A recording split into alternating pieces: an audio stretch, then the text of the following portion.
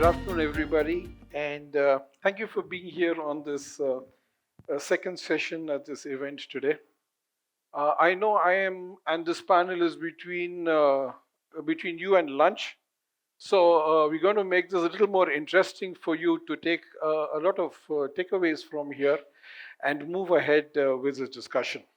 Let me start by giving a little bit of brief and a context to what we're going to discuss today. And then I will take this to the panel to check on a few questions as to what their views on a couple of points. Now, this is a couple of observations that I have made. If we go back to the last decade, there have been three major revolutions in the automotive industry in general. One is the globalization of supply chain. Second one is the localization of production in India. And the third, and very importantly, is the contribution of the automotive industry to India's GDP. That has significantly grown over the last year, and I think it forms a very pertinent point in our discussions today.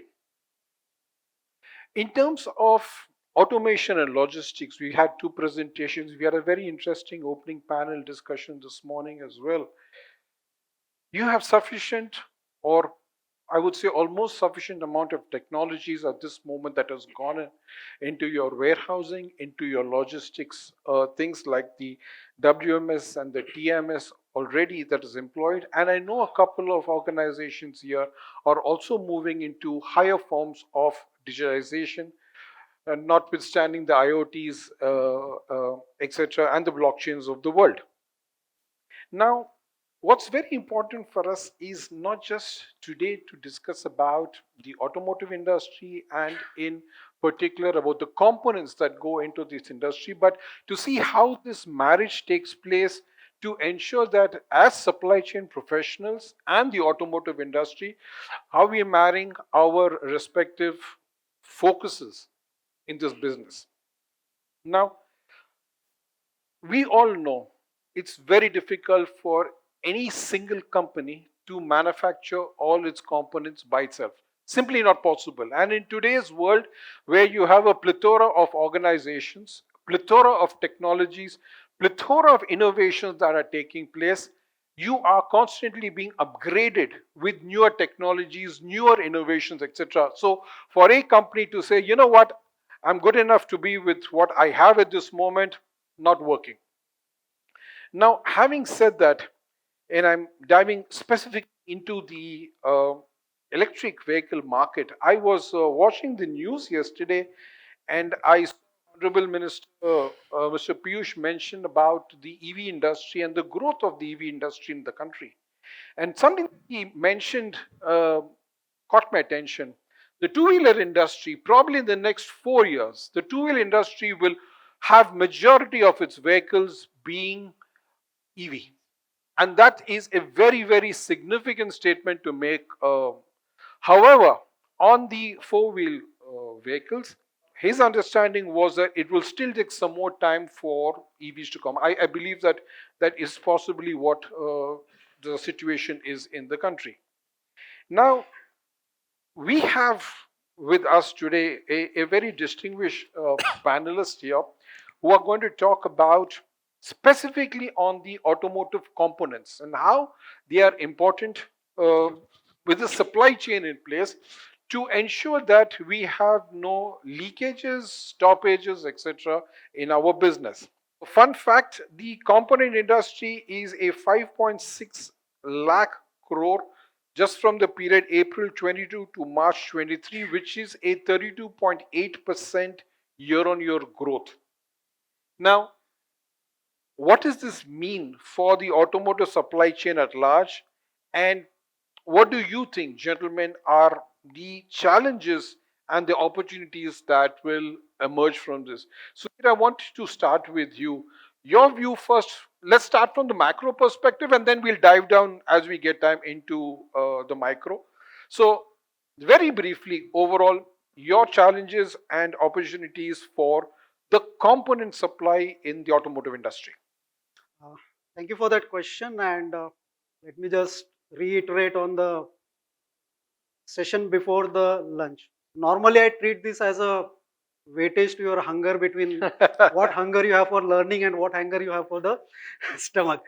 So, with that, yes, this is one of the very crucial aspect of automotive industry, specifically when it comes to components manufacturing.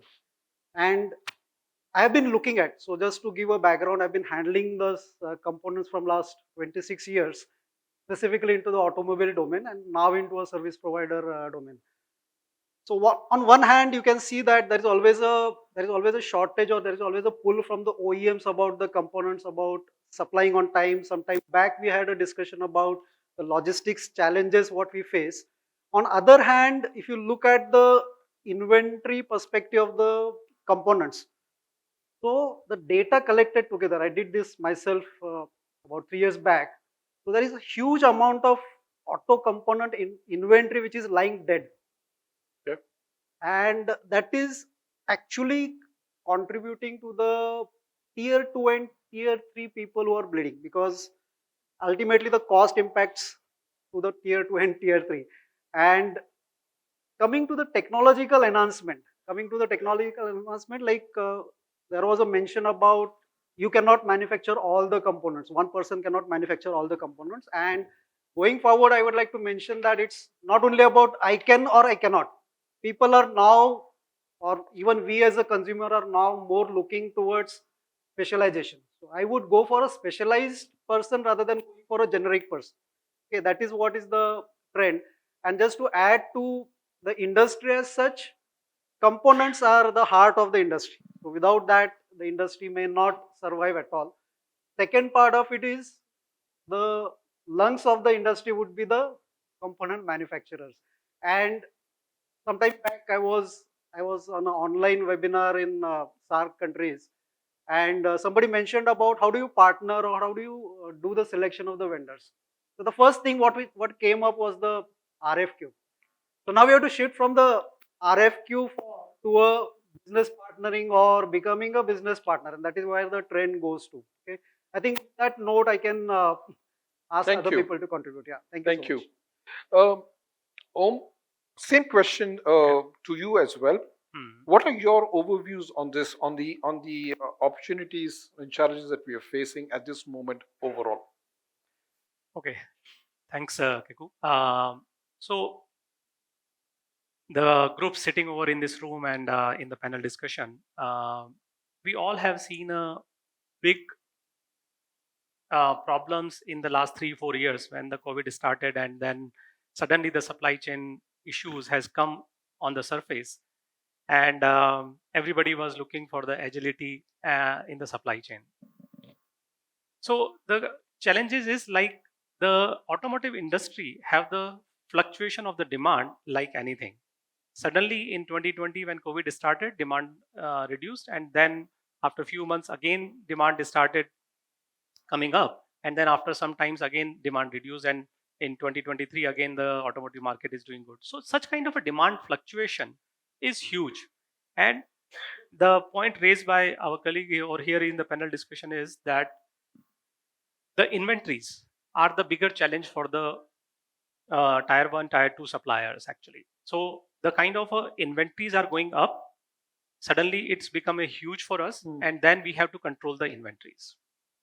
But at the same time, now opportunities are coming in form of solutions, digital solutions actually. In the COVID period, when we have seen that, okay, we need more agility and resilience in the system, then people started looking for the solution also. And we have seen the last two presentation, Correct. okay, where they have come up with the solutions where they can provide you the real-time information of your consignment, because visibility of the consignment was the biggest concern we observed during the COVID period actually, because we were not knowing where is my consignment, when it is going to arrive, and how I should plan my production. So the visibility was the concern, and we have seen in last 3 years the visibility solutions has come on the surface. And let me share our live example here, that now this visibility is available, and basis on that what we can do is we can if there is a consignment delay, what we see that okay, there is a delay of like 7 to 8 days or 15 days, we plan our production accordingly, that when the material is arriving in India, as well as like production schedules are also getting settled accordingly.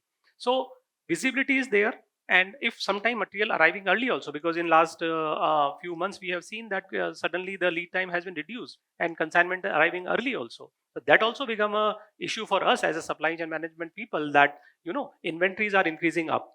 So we have to have the visibility of that, and that visibility is helping us to cut the future orders if consignment arriving early. So that is a big opportunity for us, that when the visibility is coming, then definitely it is going to help us. So nowadays, when a lot of solutions are available, and these solutions, customers like us, we are definitely adopting.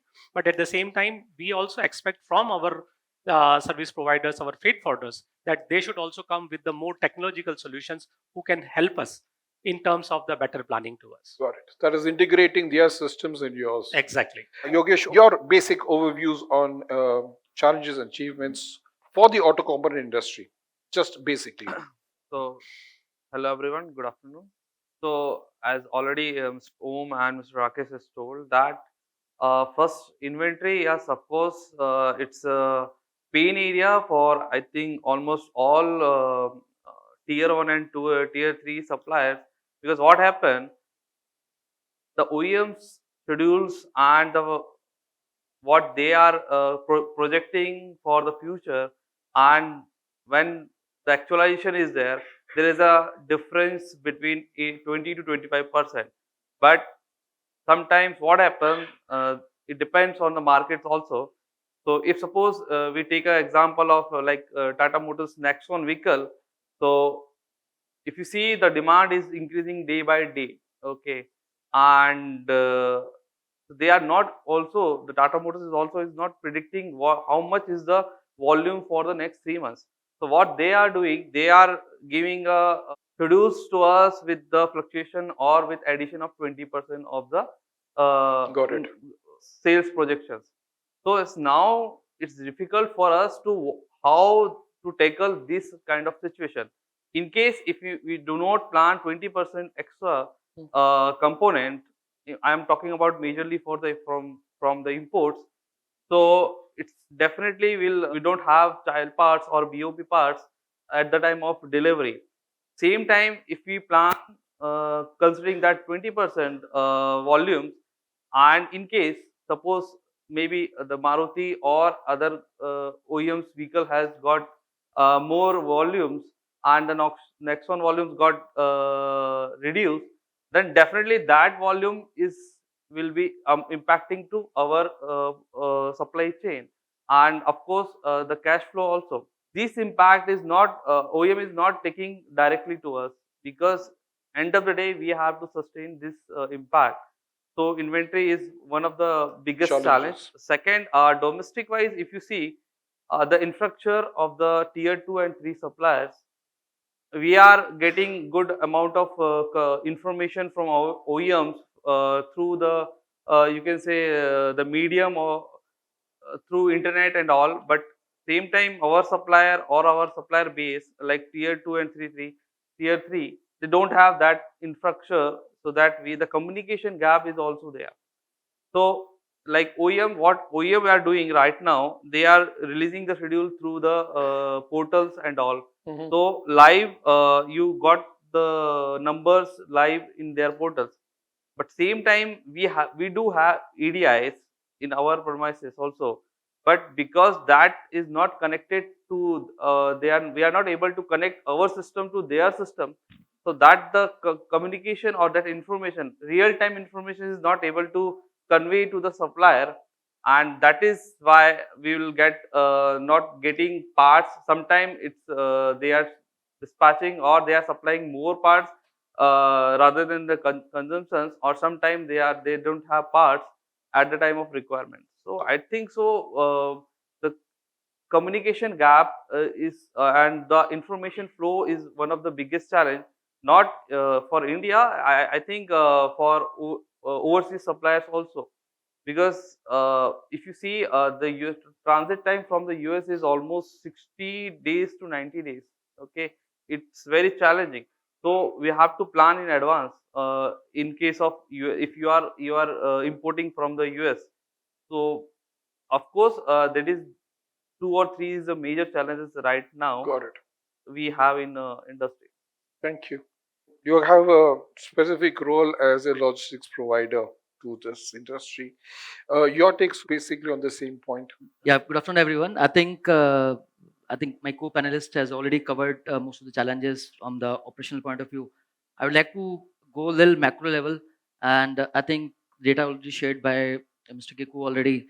This auto component industry is $69.7 million industry, and the projection is in 2026 this industry will be $200 billion industry, which is a huge growth. And today it is contributing to GDP 2.7%, and it will contribute to close to 5 to 7% of total GDP. That tells that the opportunity in this industry is humongous, and there are a lot of drives happening at government level, where whether you talk about PLI, where you talk about FAME. So I think these are incentives given by government, which is helping, telling huge opportunity for India. Clear. And if you just bifurcate this auto component industry, it is 65 to 70% it is domestic consumption with the OEMs, and then 12-13% is aftermarket, and close to 20% is exports. So we have opportunity in all these three areas. So as you know, India is very young population. People are aspiring. We'll have more vehicle to be produced, to be bought upon. That's how the auto component industry will also grow. Same time, looking at cost competitiveness, cost advantage. Now the China Plus One thing has started. So India has huge opportunity to grow in this sector. Coming to some of the challenges, what auto component industry is facing right now, I think which we are already working upon. One is on logistic side. We are improving logistic. If you compare the world best logistic numbers, I would say China is close to one digit as a logistic cost of the total price. India is somewhere 13 to 14%, and two digit, and that's how a lot of initiatives done by government, which will help to reduce the logistic cost because of the improving infrastructure. That is one. Secondly, on meeting the quality norms as expected by the global OEMs. When you want to grow in the export segment, especially, I think I'll take a statement of Mr. Suzuki-san. I think he made a statement in 2015 when PM Modi is talking about Made in India campaign. Then he said we should add quality also to the statement. So still, I think we are having good quality products, but every country geography has a different standards. So that is second challenges. We have to improve upon our quality standards so that we have an export market that's huge. Third is skilled force. I would say. I think we are there on this. We have a lot of training programs. We have seen companies on-job training they are conducting. We are working on technology also. We're talking about AI, ML. It's also we only think it's only software, but I think industries like auto component or automotive, we see a lot of drives coming in these areas, which is helping come up to the challenges. I think that's a short summary on the challenge. Clear. Sudhir, staying with you only, and then we'll take it back to the rest. So far, what we've got is a broad macro view. Let's go a little bit into details now. You're going to have multiple technologies as we are speaking at the moment. You have existing technologies, you have new technologies, and you're going to have upcoming technologies. You're going to have three technologies that are going to play a significant role in components. Now, how do you personally see the role that, as a logistician, coping up with these three emerging technologies, which are, I won't say completely different from each other, but they have a little bit of gap with this. What is your thought on this? I think, see, as I was telling in the previous question, this technology is playing very important role. I just take you one analogy. Sure. So if you talk about 1990s, if you talk about India in any other part of the world, you probably won't see a lot of Indian companies growing in that sector, or people might have not heard any multinational company out of India. Now, after 1990s, in 2000s, you see a lot of people are talking about TCS, Infosys. All this basically the software company has given, I would say, transformational change in many industries. Now it's already started in India, I was reading an article where it was telling, maybe my co-panelists can agree on that, people are starting out a blockchain. Today when you ship something out of India to any export market, this plethora of documents you will see, Correct. right? And now when you have to trace something, it becomes very difficult. So I think people have started, Merck's, I think this is one of the company where they started working blockchain. Maybe after 3 years or 4 years, we will see implementing on this. Secondly, on the technology part, I think traceability is very important. So whether you, today 70% of transaction happening through digital media, and the same thing applies for the auto component industries, where OEMs are expecting to trace till the last mile. And today with a very stringent recall policy, and so OEMs are expecting that they can trace back from where it started. So technology also plays very important role here. So we are insisting our supply base, ourselves also, to start working on the QR code, barcode, so that we can trace those kind of things. I think these are my takeaways on technology part, and definitely I think we have started it. Still long way to go, but I'm very sure that the kind of development we are having in this space, we will definitely it will Take we it will take you forward. there. Yeah. Thank you. Something similar, but I'm just, gazing into the future. Hydrogen vehicles are not very far. I don't know whether you're going to term that into the upcoming technology or a new technology. I'm not a technical expert on this. What do you think will be the major challenges for automotive supply components in this transition whenever it happens? If at all it's not happened so far, whenever it happens. Okay, so you talk about the hydrogen, but I would say that before hydrogen, the one disruption which is already arrived is the EVs. Correct. So IC engines are slowly, going to be abolished, and then the EV is coming. You mentioned like our minister, Mr. Piyush Goyal, has mentioned that the two-wheelers are growing very fast in the EVs, and definitely four-wheelers are going to, pick the speed within the certain period of time. And there are certain issues. We know that infrastructure issues are there. That's why the and limitation of the EV vehicles, like after 300 or 400 kilometers, they need the charging, and because of that, probably four wheelers are not getting the speed so fast. But at the same time, two wheelers definitely. And in 2022, it's grown by the 38% as compared to 21, and now this year also the industry is expecting 42%. So this big disruption is already there of the EVs. Okay. And now hydrogen, definitely. One of the clipping I was seeing yesterday on the social media, that one of the hydrogen based earth mover inaugurated by our minister, Mr. Gadkari. So, hydrogen is also not very far. Technology is about to come very fast, and we will see that the limitation of the EVs will be fulfilled by the hydrogen. So EVs and the hydrogen together are going to rule the world in the automobile side after certain years. But at the same time, let me also clarify from our side that IC engines are not going to die soon. IC engine will remain there, and it will also continue along with these two technologies. Now you ask about like how the supply chain is going to be affected because of that. Definitely, there are 2-3 things. One, if we talk about the logistic side, then green logistic is going to definitely come into the picture, where everyone have a certain targets of towards the sustainability. So people are and companies are looking towards the green logistics, that how more and more EVs, or if hydrogen vehicles comes, then how hydrogen based vehicle we can utilize and eliminate the carbon emission. At the same time, when the components, if you see, then EVs as well as IC engine, there are a big difference. Okay, so electronic motors is adding big part in the EVs, as well as the lithium ion based batteries are also playing almost 50% of the total value of the EVs are there.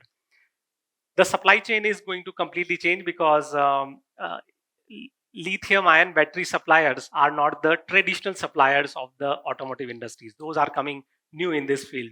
So going along with this lithium based ion supplier battery suppliers in the supply chain, that is also going to be a big change, because logistics service provider as well as the customers like us are going to treat those suppliers in a different manner. So from that point of view, the supply chain of the traditional IC engine based vehicle and the EV based vehicle are going to be different, and those parts are definitely quite sophisticated also. So handling of those parts is also going to be the different.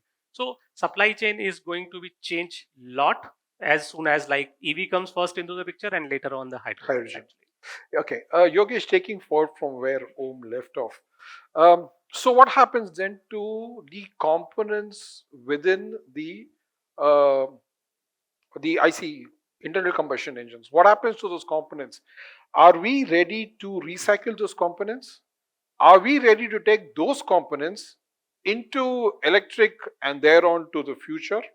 So first, what do you see your challenges? And then just to add to that question, in your supply chain role, will you be able to do just in times even in the future with the same level of sophistication you're doing today, given the fact that you've got more IoT based systems like blockchain, etc. come in? So help me understand these two parts, Yogesh, from your side. So first part, the reuse of the child parts or the BOP parts. If you see, the interior parts can be used, okay, Okay. because if you see the comparison between IC and the EV, so the interior is not that huge. So that interior portion or the child parts are can be used or reused in future. Or we are talking about powertrain. Okay, so major challenges is with powertrain suppliers. Okay, so we are from the powertrain division. We are the supplier of powertrain division. So frankly speaking, that was already Mr. Om has explained that there is a major portion is of the batteries and the motors. Okay, so there is less or almost zero chances that you can use that current the current IC engines powertrain parts to the in EVs. And but yes, peoples are working on that.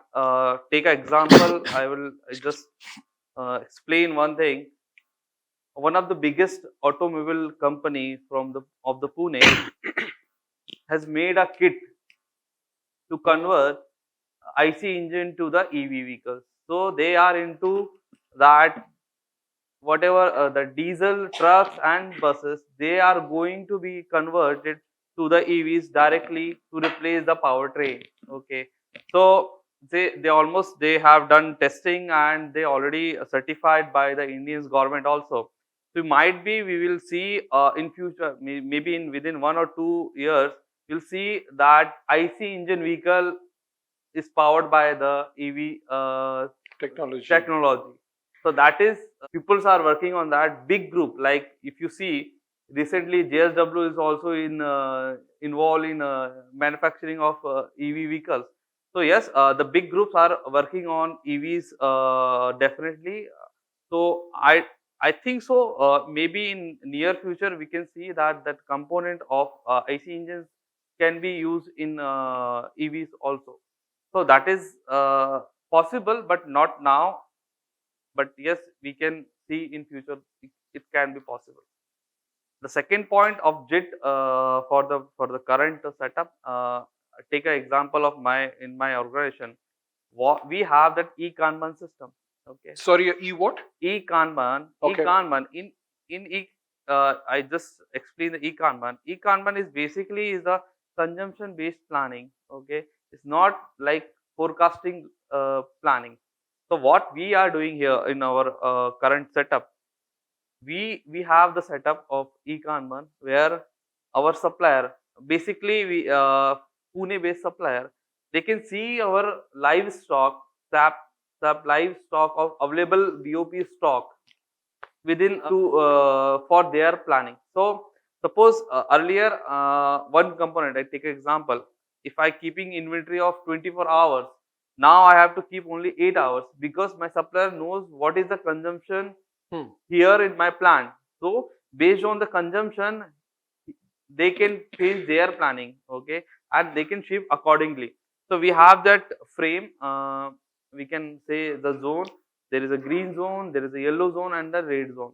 So they can see where that current child part, what is the status of at my end, okay, they get trigger how much and when Stock you have. has to be supplied, and accordingly they can ship. So JIT, yes, of course, is possible, because same thing we have to deliver to the OEM also, like VW. VW is working on JIT only. So we are in delivery side. We are already there since 10 years back. We are supplying JIT to the OEM. Now we started for our suppliers also. Clear. Okay.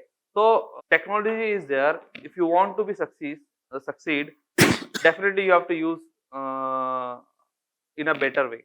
So yes, like the e-kanban or initial I told you that there is a major issue is the communication gap. So we are Yeah. trying to reduce that gap to have a good supply chain. So a clear example of visibility through the entire supply chain process. Right. It's not a pull, it's not a push system. It's a Yes. pull system that is automatically drawing information from your system and telling your vendor what stock you have. Right. Very interesting. And that is that one benefit we are getting right now. The warehouse space reduced by 30-35% because of this. Interesting. Yeah. So because the stock level has reduced now at my end, we are keeping at supplier end. So that is the benefit also. Love is a slightly different take from this. And I'm going specifically to EVs. I'm not very sure what is the component in terms of cost of the battery part of EV to the rest of the components that go into manufacturing EV. So probably you can enlighten me on what's this thing, and why is it that our focus is so much only on the batteries? Is it justified, or the components that come along with the battery also need to be spoken about? Your take. Okay, so this probably was an unexpected thing to be discussed over here. But to start with, let me start with a note. So the entire supply chain, your supply chain is as strong as your weakest This link. link in the chain itself. And having said that, coming to the problem which has been posed over here, whether we should focus only on the battery component or should there be a focus on other components? To add to this, let me put a thought behind that. Whenever it comes to component manufacturing or whenever it comes to the assembly of a vehicle and the requirement of the vehicle, the most important component which matters is the materials. So there are some materials which are easily available, there are some materials which have a limited availability, and probably battery component comes into that category of scarcity of the materials. So that is why the focus is over there. So wherever there is a scarcity, people tend to put more efforts. That is the mindset psychology which is there, which we need to definitely come out of it. Second thing what you asked about is whether other components are that important or not. Definitely yes. But again, the analogy which applies over here is the materials required for that, the availability, the resources are much more accessible as compared to the battery component. And the third factor or the third angle to this is, what is my source of that material? If it's easily available within my premises, within my geography, then I'm comfortable. The moment I come to know that there is a scarcity, second thing, there is a scarcity, but there is only one region where I can import it. Then third, the logistics issue related to those. All this put together, the focus goes over there. And looking at the future, the discussion of this particular session itself is about discussing about future. So sometime back I was just thinking about Auto SCM talks about automotive, and I would like to further extend it as it's not automotive, it's auto driven. Okay. Clear. So auto driven will be more effective if we are equally focused on the other components as well. And one more thing which you didn't ask, but I would like to add over here is OEMs, specifically the OEMs and the tier 1 manufacturers, they have to come together. Like I could see many examples for the supply chain issues, but from technological aspects, it's very important that we have some standardization.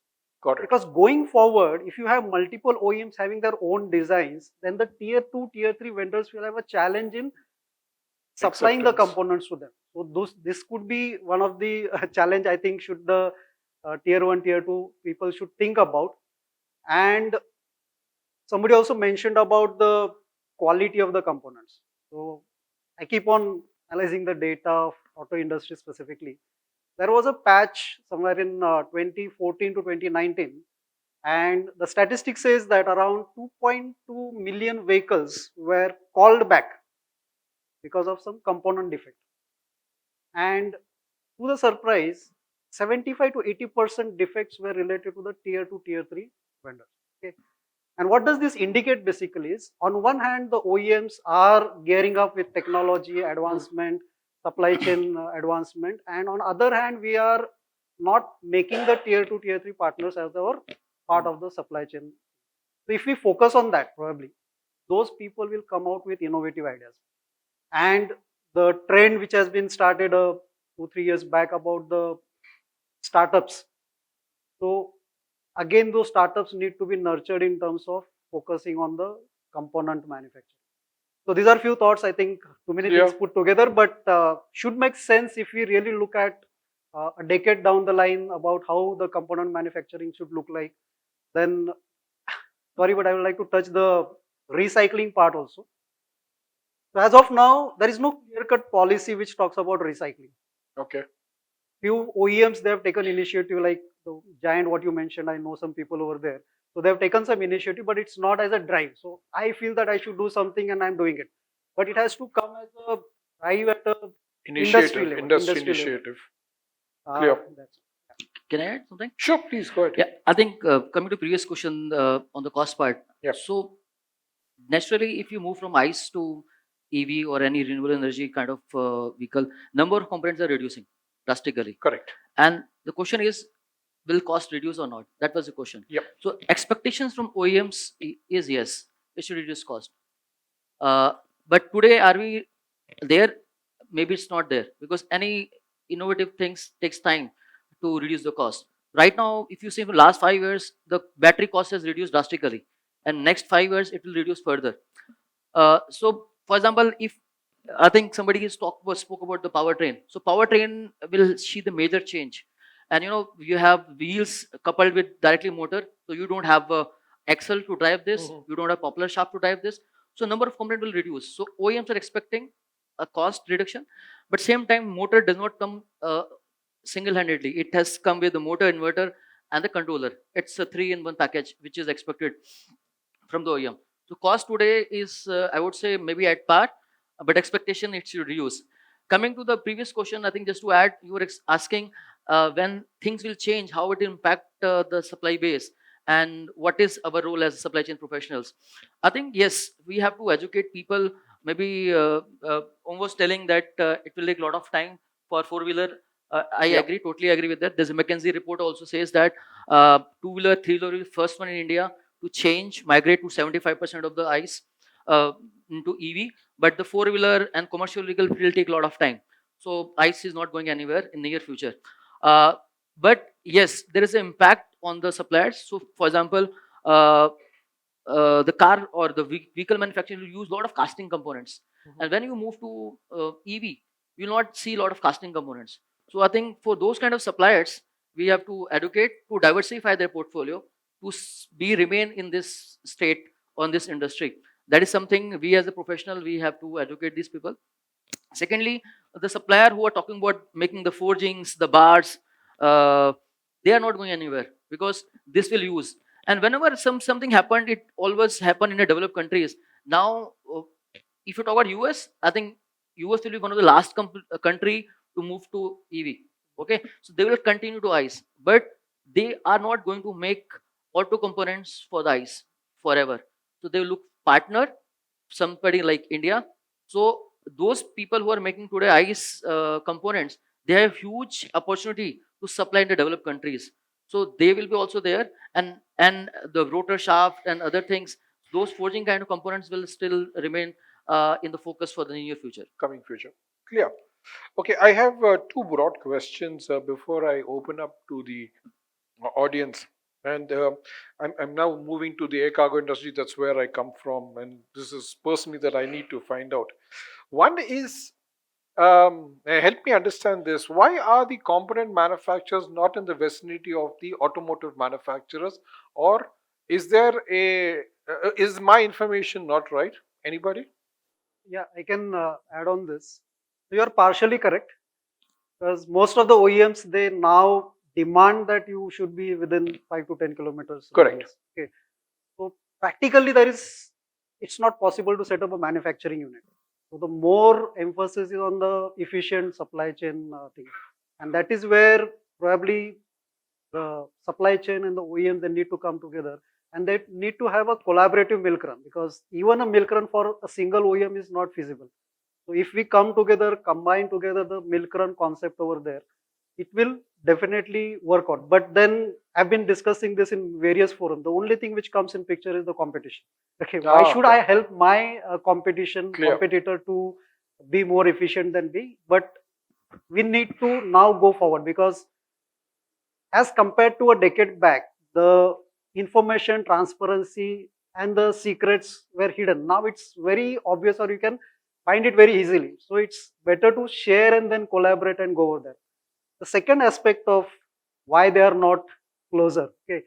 So second aspect is most of the OEMs, they are located in prime locations. So if you talk about Pune industrial belt is the highest in terms of cost of acquisition of land. Okay. And any auto component vendor, if he has to set up a plant over there, it's very difficult from the economic perspective point of view. So they will tend to have a manufacturing unit at a low cost land area.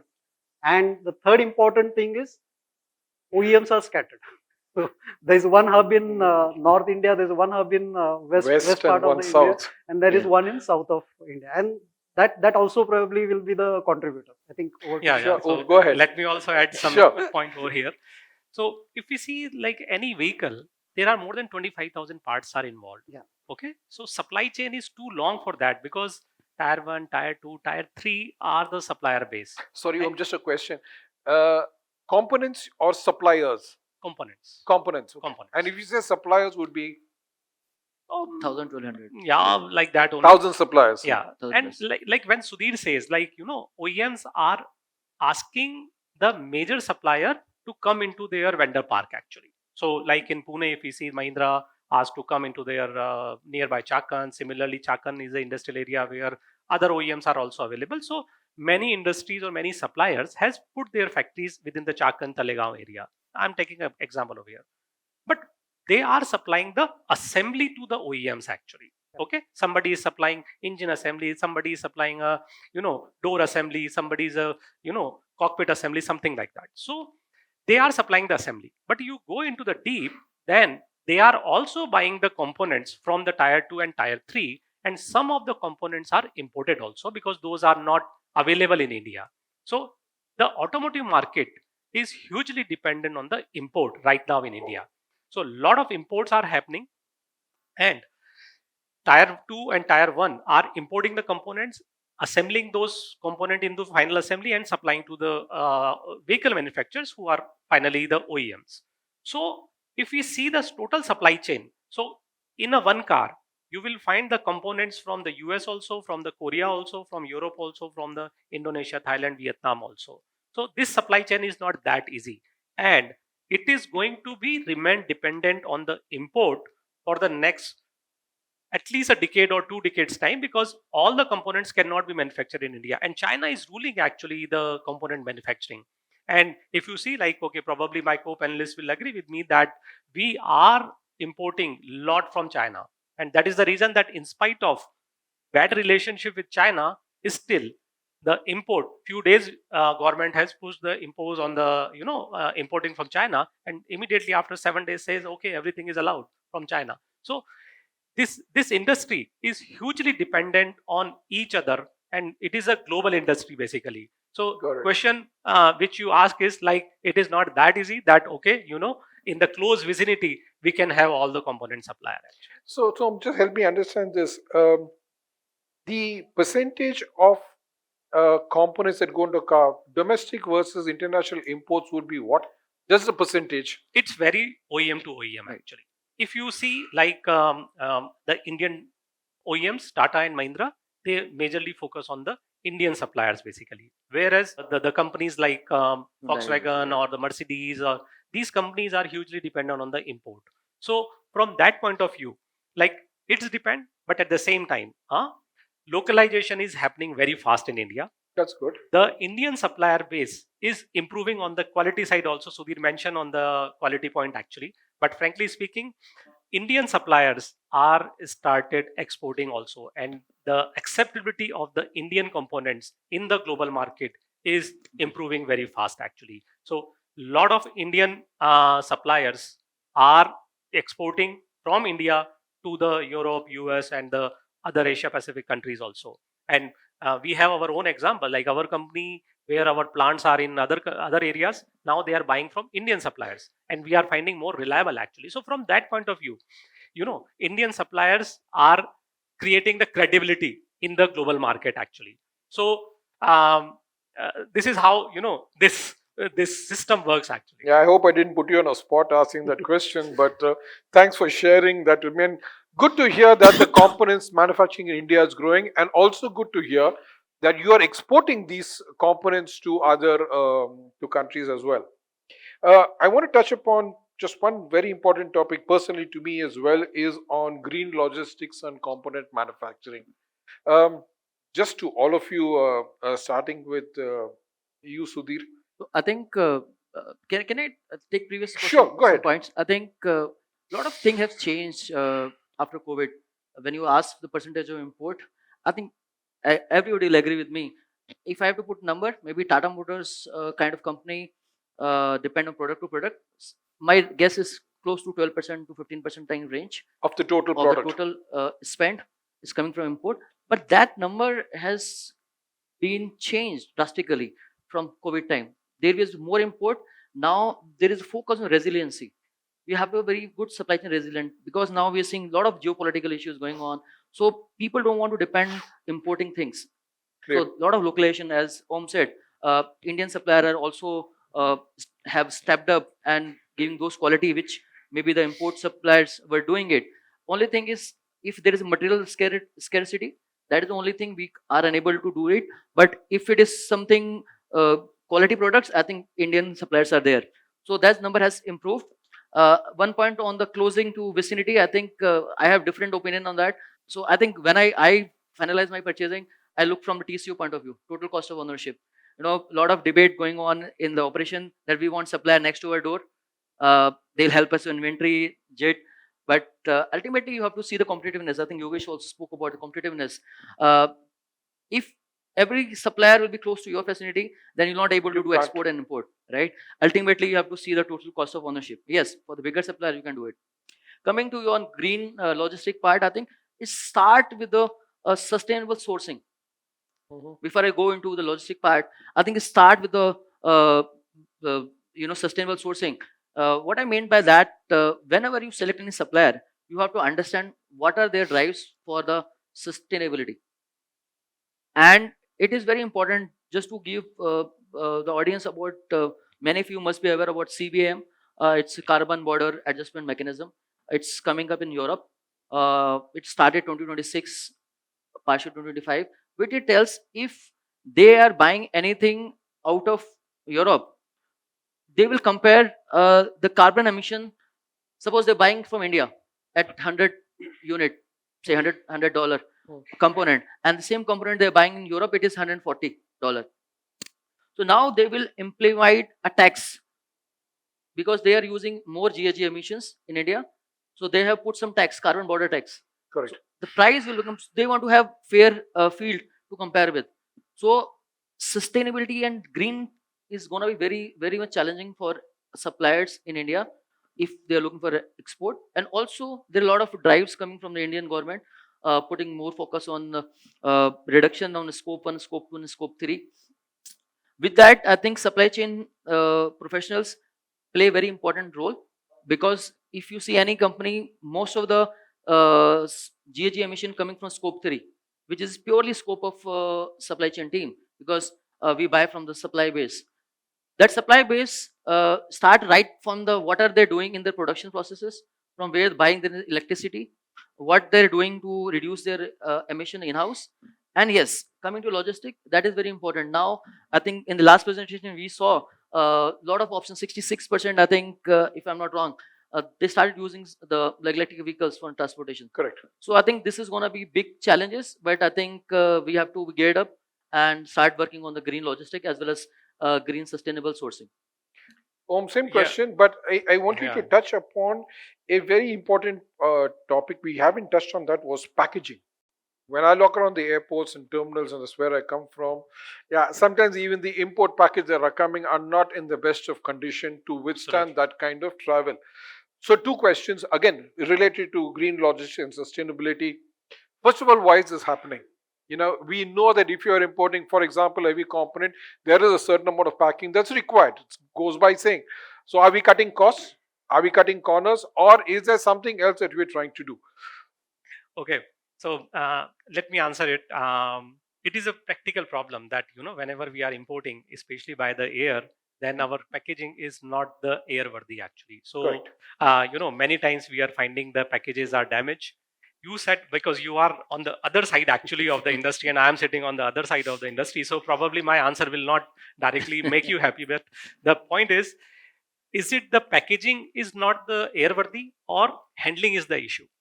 Okay, so we have to accept this also, that handling of the product, because it travels a lot. I'm taking an example, like if I'm buying one packet from the Germany, then start from the Germany, then the pre-carriage is going to happen, it is coming to airport, then there is a handling at the airport, then Yep. again into the flight, and then again at the Mumbai airport, it is going to be handled by the airport team, and then it is coming finally to my Pune plant. So it is a long supply chain Correct. where the air transportation is also involved in between. So handling is happening at the 3-4 locations, and our observation is that the kind of a handling we are seeing at the airports is not the actually the professional handling. Might be sometimes material handling equipments are not available, which required to handle my product actually. So might be it is a scarcity of the material handling equipments or the professionalism of the people Got who it. are actually working on the ground. So the ground staff of the airports also need some kind of a training and the professionalism who can handle the product in a better manner. Apart from that, like instructions are mentioned on the boxes that okay, this is how to be handled. Probably those instructions are not followed by the team. At the same time, packaging, yes, I fully agree that yes, if there is an improvement need into the packaging, that action also need to be taken by the supplier as well as the customer who is actually paying the cost to the suppliers basically. So both the sides actions are needed, and product should handle more Clear. professionally actually. No, thank you for being so fair and frank. I do realize this is a challenge at the airports, and there is a consistent effort in trying to improve. I think one of the things, the supply chain part of the airport versus your industry, is that at the airport and the airline, we deal with millions of different types of products every day, Absolutely. vis-a-vis a specific product that you handle continuously. So Agree. your processes and systems are far more grained in it. Yogesh, same question. Innovations on sustainability, green logistics, anything in particular your organization is doing? If you are talking about green supply chain, so we in our organizations have asked the transporter, local transporter, to have two EVs for the domestic movements. Okay, Mhm. so we given the assurance or the agreement of the 3 years. So because he is investing in the EVs. Okay, so we started that in our organizations. I think three or 4 months back. So now for the domestic deliveries, we are or the pickups from the supplier also. So we are using EVs to continue to support the green logistics. Same import, we are using DHLs for the import shipments. So for that, we are also giving 9 to 8 rupees per kg to the DHL for the green logistics. Okay, so to reduce Sorry, the this is for carbon emission tax? yeah. So Okay. yeah. So yes, our organization, because if you see my name, our organization name is PV Clean Mobility. So we are understood this requirement and we are supporting to that also. So these are two examples where we are supporting to the green logistics. Thank you. Sudhir, over to you last on this topic. Um, how important is sustainability to you and your organization? For example, in your audit accounts, balance sheets, are you now putting out numbers that say that this is the kind of carbon emissions we've curtailed? This is the kind of initiatives we've taken for green logistics. Is that now an upcoming trend for organizations like yours? Yeah, definitely. So we proudly like to mention that we are the smallest organization in terms of turnover, but we have taken a big leap in terms of going forward for ESG as a focus. And not only that, might we define sustainability in a totally different way nowadays. We say that green mobility or green initiative is something where we need to appeal everybody to not to overdo the things. So I am a buyer and I say that I pay you extra money or I pay you something extra. You do whatever you want. Okay. So what he does is he carries a small package in a big truck and that's all. Got it. So we are now more focused on it's not your money or my money. It's all about the environment what we are talking about and let's work together. Okay. So we may have to, from the buying perspective, you may have to relax some norms. Instead of 2 hours, you can give me in 6 hours. Okay, you can optimize that thing. Some other speaker was mentioned about part load into full load and then utilizing 85% of the container. It's really a good initiative, and that is where everybody has to think Work in that together. direction. Thank you. And I would like to add what Sure. Sudhir has said. Like when we talk about the container utilization. So container utilization is not only the customer's need, but at the same time, like it is a global need at the Right. time from the environment point of view. And here, the service providers are going to play a big role over here, who are actually stuffing the containers. So if containers are getting stuffed at the plant, then it is a yes, this is our responsibility. But at the same time, if containers are getting stuffed at the port, then how maximum utilization of container can take place, where we as a customer also need a support from our freight forwarders, our service providers, and at the same time we are supporting to the sustainability. Brilliant. Ladies and gentlemen, any questions that you'd like me to or you'd like to ask? We are not touching the cargo as such. So that would be the warehouse handler, not the airport. Okay. So that is basically, and we see that we had that issue.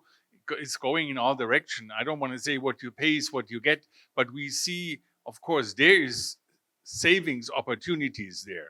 And we saw, I can show you some pictures of incoming cargo from India that was loaded during the COVID period. But it's really, you have to see, there's a certain price to a certain quality standard, but it's in general, it's not the airport. Yeah, who handles is most important. Who handles? Yeah. It's a supplier of your choice on build-up and dismantling. This is where the container changes into a cargo single piece. Agree. And I mentioned in my answer that time also that there is a long supply chain. There is a pre-carriage course. also involved. There is a post-carriage also involved. And handling at the destination airport, once Mumbai reach and then cargo is taking the place. That time also, like how we are handling it. So I agree that True. during the main carriage, it is not going to happen. Yeah, anything. if it's in a small aircraft and you have a 737 with lower deck, a loose handling where the forklift is used to maneuver the cargo in there and hand. There's a challenge. That's definitely something. I remember we were talking, Ronald, I think years ago about the movement between Mumbai airport and Pune airport and how the cargo, when it arrives in Bombay, what condition it is, and when it's struck here, what condition it is. So fair point. Okay, so we are in an on-time industry. I exactly have 14 seconds to finish. Thank you very much, and a big round of applause to my panelists, please.